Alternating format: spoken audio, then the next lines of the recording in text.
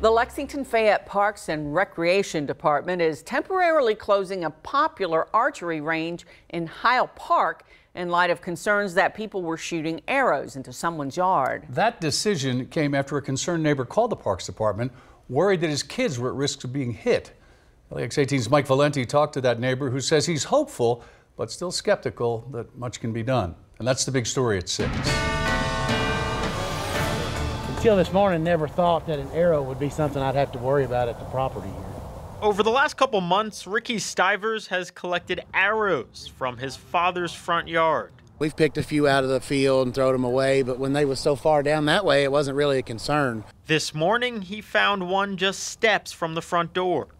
People that come out here and use the parks because it's off the beaten path don't take into consideration that people live out here and kids play out here. Landing just about 500 yards away from the range, this arrow appeared to have been shot high into the air. You don't never know, is it just an accident or is it intentional or is it, you don't really never know. That's the most scary part of it. The superintendent of the Parks Department doesn't think it was intentional, but did say the arrow or bolt came from a crossbow, which isn't allowed on the range.